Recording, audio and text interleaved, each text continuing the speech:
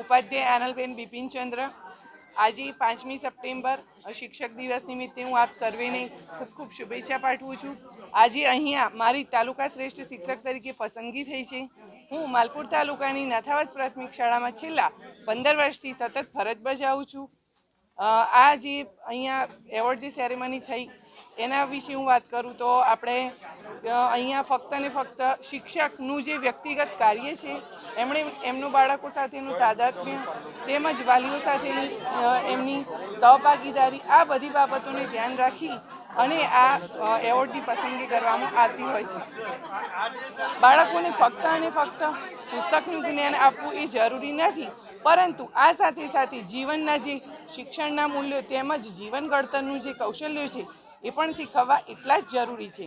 અને આ બધી બાબતોને આવરી લઈએ તો જ એક ઉત્કૃષ્ટ નાગરિકનું આપણે નિર્માણ કરી શકીએ। આપણે ચાણક્ય તો બની શકીએ એમ છીએ નહીં, અખંડ ભારતના શિલ્પી પણ ન બનીએ, પણ જે નાગરિકોનું આપણે નિર્માણ કરી રહ્યા છીએ એ જો ઉત્કૃષ્ટ બને તો આપણો જે દેશ છે શિક્ષણનો એ ચોક્કસથી ચરિતાર્થ થશે। શિક્ષણની જે પ્રક્રિયા છે એ ખૂબ જ લાંબી છે, એમાં પરિવર્તન ઝડપથી આવે એવું શક્ય નથી, પરંતુ સતત પ્રયત્ન કરવાથી આપણે આપણી મંજિલ સુધી તો પહોંચી શકીએ છીએ। એટલે જ કહેવાય છે ચરણ મેં મધુ વિંદંતી, ચાલતો રહેનાર માણસ હંમેશા મધ મેળવે છે। અસ્તુ।